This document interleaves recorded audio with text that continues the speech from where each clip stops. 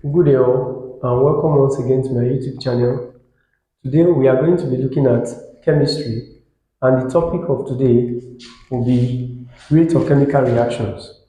Now, this topic is a very important topic in the world of chemistry that those that are preparing to writing JAM exams and WAEC exams as well, they ought to know this topic very well because they can test their abilities on how well they are familiar with this topic. All right. So now I'm going to be giving you detailed analysis about this topic, telling you the key facts to consider about this topic, and as well as those likely questions that you can see coming from this topic in your exams. So I want you to just pay attention and follow as I run through this series of the rate of chemical reactions. All right. Now, in my previous video, I have already treated on chemical reactions. So we are already acquainted of what chemical reactions are. All right. Now, looking at the rate, when we say rate of chemical reactions, we are referring to the extent with which a reaction proceeds or occurs. So there are some reactions that usually occur at a very, very slow rate, while there are others that occur at a very fast rate.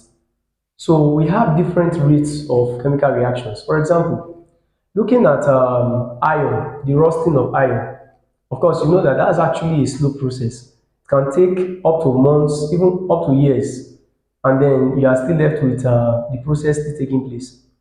But looking at burning, now just picture it this way, that you measure a pile of books of equal mass as that of an iron.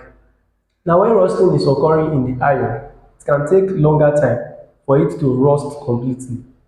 But in the case of a pile of book that has equal mass with that of the iron, of course you know that when you subject that book to burning, that's burning reaction or combustion reaction, it tends to burn at a very fast rate.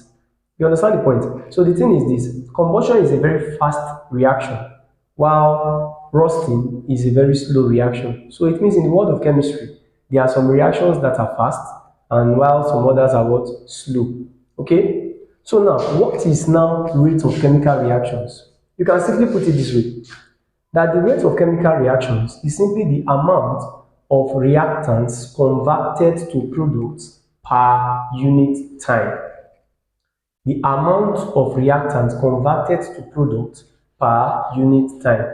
And it can be represented with this: rate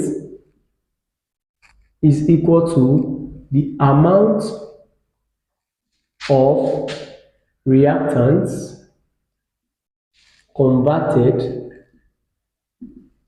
to products converted to products per unit time, meaning the time taken for the reaction. All right. And of course, you ought to know that when we say amount of reactants, we are simply referring to the number of moles of the reactant. Okay. So I can replace that amount with number of moles. Number of moles of reactant over the time taken for the reaction. And you will agree with me that number of moles is measured in mole. Then while that of time is usually measured in either you measure it in seconds or in minutes or in hours or even in days or weeks or years. It all depends on the unit you are giving for the time. All right. So based on this, can we also say that there are some conditions that are needed for the rate of chemical reactions to occur? Of course, yes. So it means that the rate of chemical reaction is dependent on some certain conditions. And what are some of these conditions? Of course, we are going to look at them one after the other. But meanwhile, this topic will be looking at it based on one, the rate of chemical reactions. Then secondly, we'll look at the collision theory.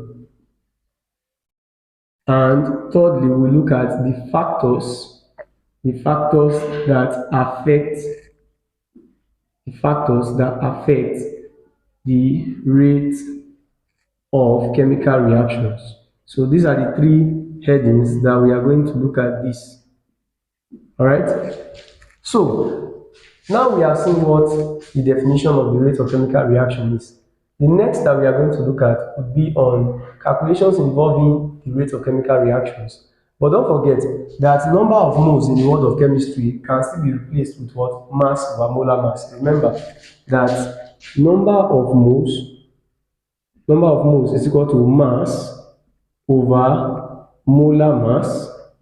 So I can actually replace this number of moles of reactant by the mass over molar mass, and then my rate becomes the mass of reactants used up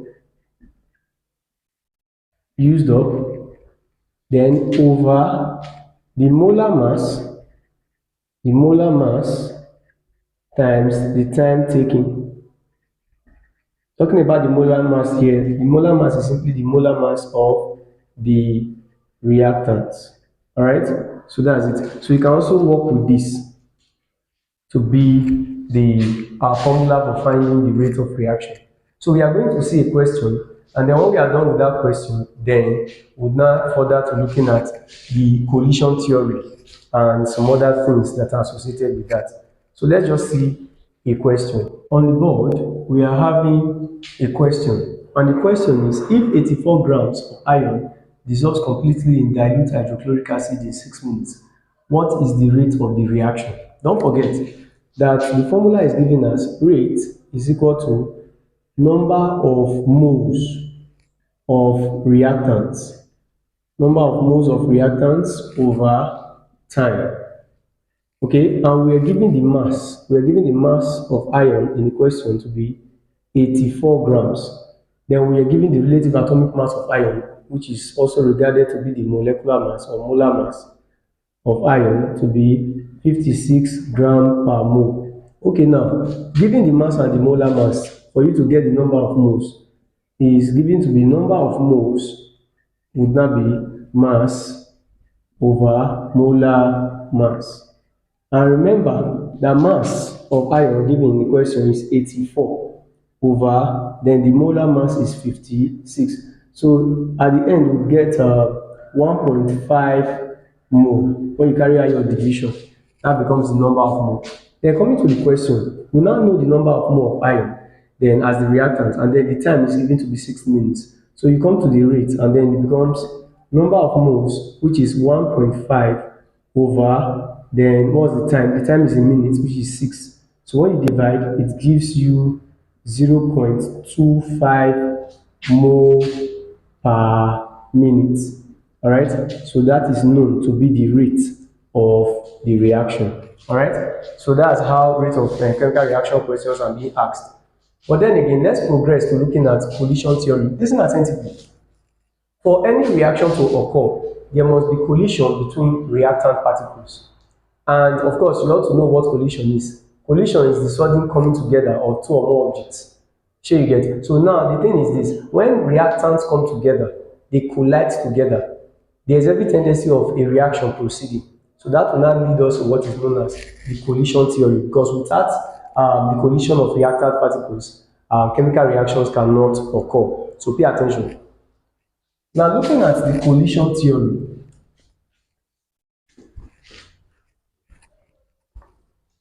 the collision theory.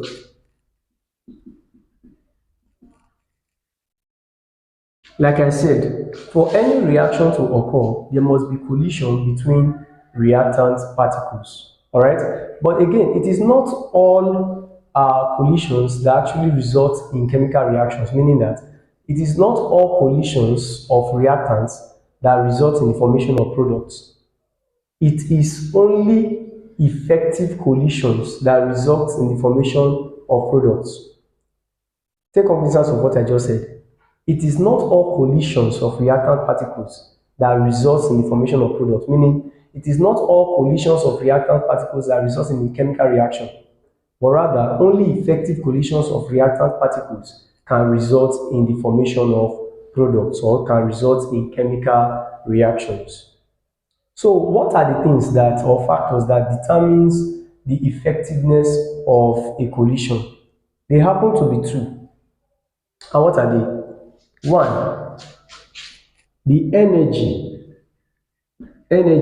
of reactant particles.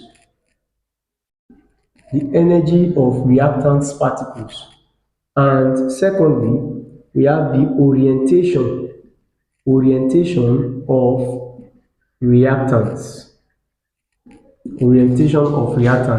In summary, you can put it this way, that collision theory states that for a chemical reaction to occur, there must be collision between reactant particles.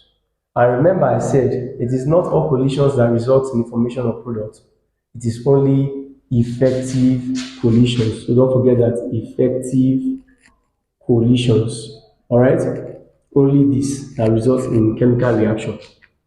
And the factors that tend to determine the effectiveness of a collision are two. So these are the factors. All right. And the first factor, let's deal with these factors. The first one is energy of reactant particles. Now, what does this mean? This would now lead us to a concept known as activation energy. Activation energy. So please pay attention. What is activation energy? It's simply the minimum amount of energy that needs to be possessed by reactant particles in order for a chemical reaction to occur. The minimum amount of energy that needs to be possessed by reactant particles for a chemical reaction to occur. All right. And if reactants are unable to possess this minimum amount of energy, then it means that the reaction cannot proceed. But if they are able to possess the minimum amount of energy that is needed, the activation energy for the reaction, then reaction can occur. And if they even possess the one that is greater than the activation energy needed for the reaction to occur, then also the reaction can take place. So it means that reactant particles, energy of reactant particles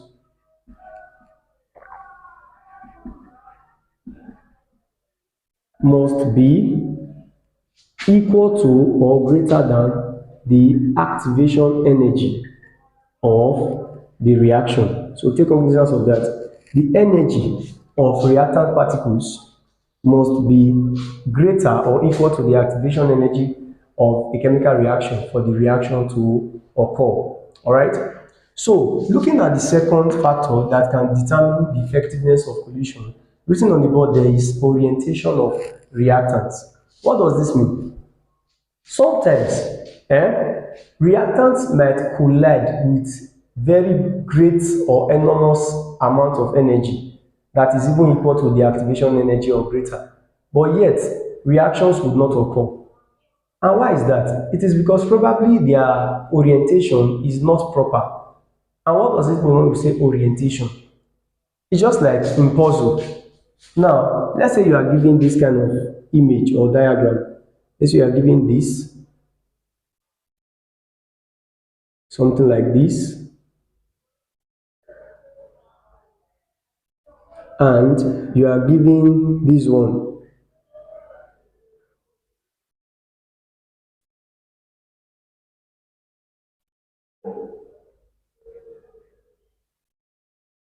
Something like this, and you are also given this one.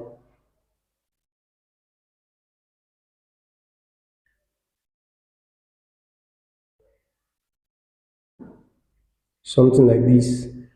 Now, if this is labeled A and this is labeled B, and then you are told that which of them can fit into this place, it's obvious that it's A. Even if B has a very high energy that it can use to collide with this, it cannot form a product. Why? Because the shapes they differ, so the orientation differ, but this one can fit in. You can also liken it to the interlocking of our hands.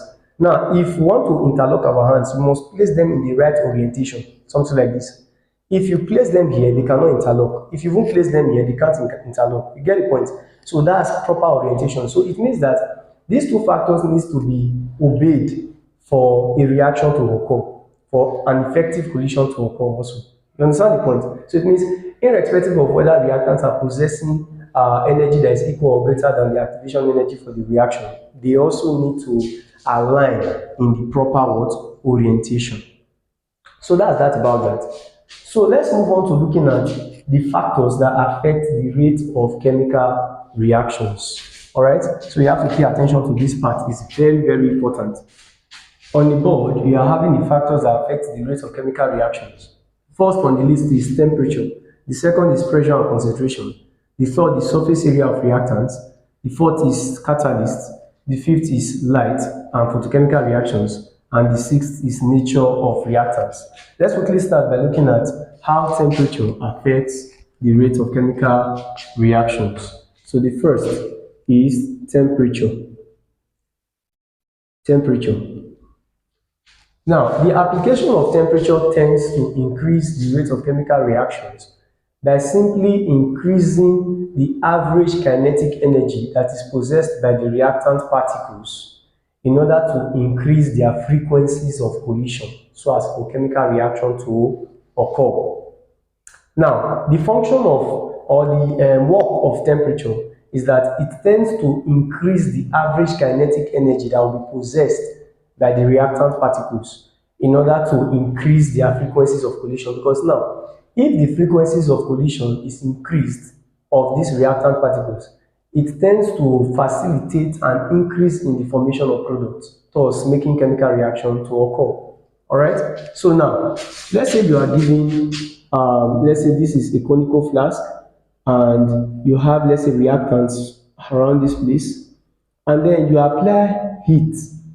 That is an increase in temperature. Of course, what happens is that the frequency at which these reactant particles will collide will be very, very high because they must have acquired enough average kinetic energy for the frequency of collision to be increased and thus making the chemical reaction to occur. So it therefore means that an increase in temperature will increase the rate of chemical reaction, while a decrease in temperature tends to decrease the rate of chemical reaction. Remember I said that every reactant needs to possess enough energy that is equal or greater than the activation energy for the reaction in order for the chemical reaction to occur. All right, so that is how the increase or decrease in temperature tends to affect the rate of chemical reactions. Now to the next. The next is pressure and concentration. Now looking at pressure and concentration, they are somewhat similar in terms of gases but not exactly the same. Now, the pressure of a gas is directly proportional to the concentration of the gas. You get, so anything about pressure should be likened to concentration in terms of gases. But most times they prefer to use pressure in gases than concentration. Interestingly, pressure is usually likened to gases, all right? Then while concentration as a word or term is usually likened to liquids, aqueous and solids. All right, and this is what happens when there is an increase in, let's start with concentration. An increase in concentration, when you say concentration of a substance, it means that it is the amount of the substance that is present per a defined space. And of course, an increase in concentration of a substance tends to show how the substance will be crowded in a given confined space. So when you have an increase in the amount of the substance, it tends to increase the level of frequencies of collision, especially for reactants, in order to obtain products at a very fast rate. So if you increase the concentration of reactants, it tends to increase their frequencies of collision and thus increasing the rate of what? The reaction. And vice versa, meaning that when you decrease the concentration, it also decreases the frequency of collision. All right? So same with different pressure in terms of gases. When you increase the pressure of a gas, you tend to increase the frequency of collision by simply reducing the space between the gaseous particles in order to increase the rate of the reaction. So that's also the same thing. All right, just like in your Boyle's law that a volume of a given or fixed mass of gas is inversely proportional to its pressure, provided that the temperature is constant. And of course, you know that pressure and volume, they are antagonistic in nature, in that an increase in pressure results in a decrease in volume. A decrease in pressure results in an increase in volume, just like that. So you have the relationship here. If you move to this direction, there is a decrease in the size of P, which is in turn leading to an increase in the size of V. and moving to this direction, there is a decrease in size of V, which is in turn leading to an increase in the size of P. Sure you understand the point. So that's all. It means for increase in pressure of gaseous reactant particles, it tends to increase their frequencies of collision, thus increasing the rate of the reaction and vice versa. Let's progress to looking at surface area of reactants. Surface area of reactant, that's number 3. Surface area of reactants. Now, looking at the surface area of reactants, how does this factor affect the rate of chemical reaction? An increase in the surface of reactants can in turn lead to an increase in the rate of chemical reaction, while a decrease in the surface of reactants leads to a decrease in the rate of chemical reaction. And you can actually, let me give you an illustration using wood as a case study. Wood. Now, if you have sawdust in this part, and then you have, let's say, a woody material like this. Now, let's just picture it this way, that each of them here, they are having equal masses of, let's say, 20 grams and 20 grams. If you subject this one to burning, and you subject this one to burning as well, which one will burn faster? It's obvious that it's the sawdust. And why is it that the sawdust burns faster than the wood of equal mass? It's because it has a larger surface area. Okay, let me give you another illustration. Look at this one. Let's say you are having 2 conical flasks, and then conical flask A, conical flask B. Let's say this is A and this is B. And in this conical flask, you are having HCl, and in this one, you're also having HCl. And let's say the HCl solution, that's the hydrochloric acid solution, they are of the same concentration in these 2 conical flasks. Now, let's say we now turn, let's say, marble chips. Marble chips. Remember that marble chips is CaCO3, that's calcium carbonate. Let's say we turn these marble chips into the conical flask A, and then in this one, we now use powdered marble in conical flask B, which is powdered CaCO3. Now, when you put the powdered marble in this and you put the marble chips in this, you notice that the evolution of carbon dioxide gas in B will be very, very fast than the evolution of carbon dioxide gas in A. Why? Because you worked with powdered marble. And remember that powdered form of CaCO3 has a larger surface area. And of course, the reaction can be backed up by using this equation. HCl reacting with CaCO3, then it gives CaCl2 plus H2O plus CO2. All right, plus CO2. So that's the reaction that backs this thing up, and everything becomes balanced. All right. So the one that evolves this gas at a very fast rate is the powdered form of this one, because it has a larger surface area. So let's progress to looking at catalyst. How does a catalyst affect the rate of chemical reaction? First, we need to understand what a catalyst is.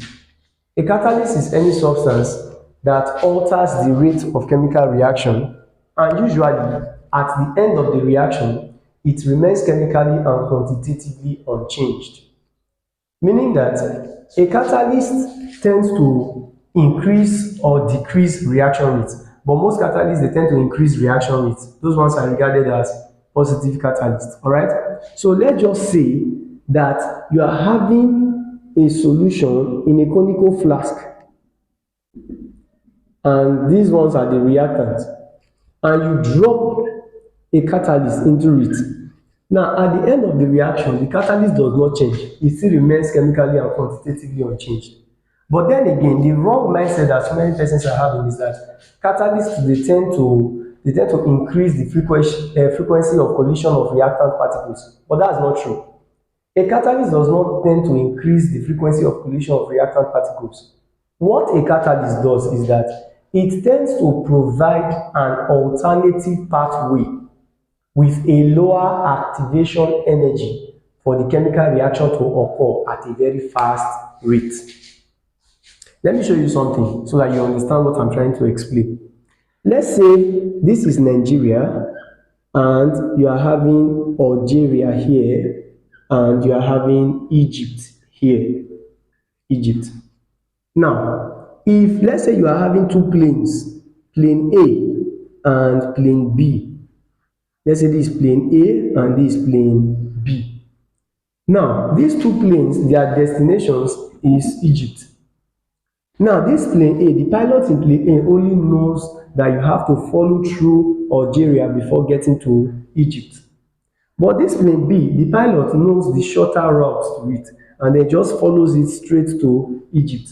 The question is, which plane will burn less fuel and get there in time? Of course, it's obvious it's B. And why? Because B followed a shorter route and then got to Egypt in time and spent what? Less fuel than A. That is what a catalyst does to a reaction. It tends to show the reaction an alternative route in order for the reaction to proceed at a very fast rate and not even following the main activation energy of the reaction. Now look at something like this. This is like a diagrammatic representation. Let's say you are having, this one is reactants and these ones, they are the product. Now recall that this is known as activation energy. All right. Now this activation energy is the one without catalyst. The one without catalyst. All right. But what a catalyst does is that it will show a shorter activation energy of a reaction in order to show that indeed this thing can proceed at a very fast rate, faster than this one. So this one is activation energy being shown by a catalyst with catalyst. You get the point now? So observe, this and this are different. This one is even lower. So it is the catalyst that's shown this reaction, this, that look at it too, you can follow this and then you get your product in time. All right? So that's just the overview about catalyst. So please, there is something that I would love to correct, especially those of you that are writing JAM. Now, I've seen a question in JAM and then they asked, how does a catalyst increase the rate of chemical reaction? How does a catalyst increase the rate of chemical reaction? Please, please, and please. A catalyst does not increase reaction rate by lowering the activation energy or energy barrier. No. What it does is that it provides an alternative pathway with a lower activation energy or energy barrier for the reaction. So it means a catalyst does not have the ability to drag the activation energy of a reaction down. It only shows that you can follow through this place, a shorter alternative route of reaching your product in time or product formation in time. All right. So that's that about that. Let's progress to looking at light and photochemical reactions. And mind you, I can actually show you an illustration of how you can apply a catalyst and then it increases reaction rate. Let me quickly look at that. Sorry. Let me just quickly show you a reaction so that you understand that thing clearly. Now let's say you are giving two conical flasks and each of them contains potassium chlorate, and then you also have this one, KClO3. Now when you apply heat on this, it tends to release oxygen gas. Same with this one. The application of heat tends to release, that's one of the laboratory preparation of oxygen. Okay, so when you apply heat, it releases oxygen gas. Let's say you have a thermometer here, and let's say you are applying heat reading at 80 degrees Celsius. Then, of course, in this one, you now applied a catalyst, which is manganese 4 oxide, MnO2, and then you're also applying heat. Of course, you know that this one that has the presence of a catalyst would require lower temperature than this one. So it means that even when you apply, let's say 10 degrees Celsius, so long there is a catalyst here, it tends to increase the reaction rate and release what? Oxygen gas at a very fast pace than this one that is even having a very high temperature. So you see the work of a catalyst in such reaction. All right. So looking at light and photochemical reactions, light and photochemical reactions, light and photochemical reactions. Now, when we talk about photochemical reactions, We are simply referring to reactions that are influenced or initiated by the presence of light. There are some reactions in the world of chemistry that are influenced or initiated by the presence of light. Such reactions without light would be very, very slow. All right, but you can actually employ the services of catalysts as well. Okay, looking at this reaction, let's see some of the reactions of photochemical reaction. First reaction here is the reaction between hydrogen gas, hydrogen gas and chlorine gas, gas and chlorine gas. And then of course, this reaction is H2Cl2, both of them are gases. And then the presence of ultraviolet light, what happens is that it results in the formation of HCl gas. And if you must obtain hydrochloric acid from this hydrogen chloride gas, you have to dissolve in water. So when you dissolve in water, it ends up producing aqueous solution of hydrochloric acid. All right. So this reaction demands that you expose it to UV light. But in a case whereby UV light is not present, you can work with activated charcoal. Yes. So activated charcoal can also be of use in a situation whereby there is no UV light. Then another reaction that can be affected by the presence of light is photosynthesis.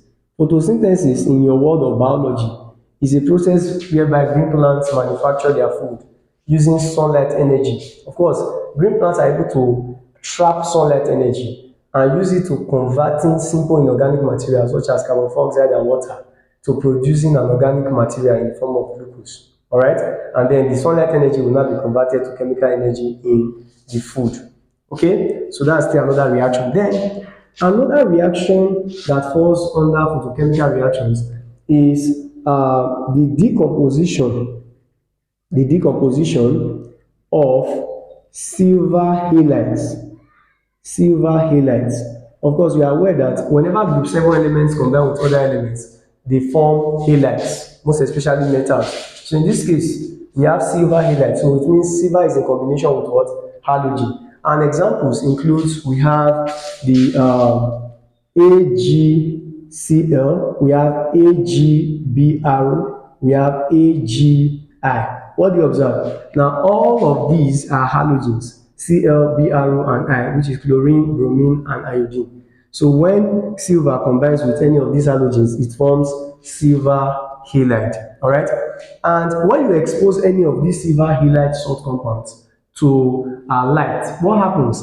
It tends to result in the silver ions of the silver halide being reduced to gray metallic silver.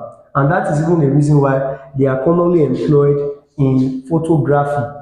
That is, in our photographic films, they are actually seen as, in fact, amongst them, the one that is commonly used in photography is this one. So please take cognizance of that. But mind you, all of them can be used. But the one that is commonly used, in case you see it in exam, is silver bromide. So this is what happens when you expose any of them to light. Because when you split this, you have Ag plus and Cl minus, similar to others. So this Ag plus, which is the silver ion in each of the silver halides, when exposed to light, tends to get reduced. And you know what reduction is? Visit my redox reaction video. You get to understand this reaction I'm about to write now, which is this one, plus E minus to give Ag. There was a reduction here in that silver ion was reduced, in that it gained electrons, and reduction is the gain of electron, to form a gray metallic silver. All right. So take cognizance of that. Then we still have other reactions as well that can be influenced by the presence of light. Then the last is the nature of reactants. By nature of reactants, we are talking about the three fundamental states of matter that a reactant can exist, which are solids, liquids, and gases. So it means that for solids, if a reactant is in a solid state, it's obvious that the reaction rate will be very, very slow. So then for this one is moderate for liquids, then while this one is very, very fast. Okay, so what distinguishes these three states of matter in terms of rate of reactions of reactants is actually the extent with which they get converted to products. For solids, it's literally slow. Then while that of liquids is moderate and gas is very, very fast. So when a reactant is in a gaseous state, you expect a very fast reaction. Then liquid is moderate, while solid is what? Slow. All right. So with this that I've been able to explain, it's my hope that you've been able to understand quite a number of things about the rate of chemical reaction. Don't forget to subscribe to this channel and always stay tuned to this channel to get the very best from it. I wish you guys all the best. Share this video and make it go viral. I wish you guys all the best and remain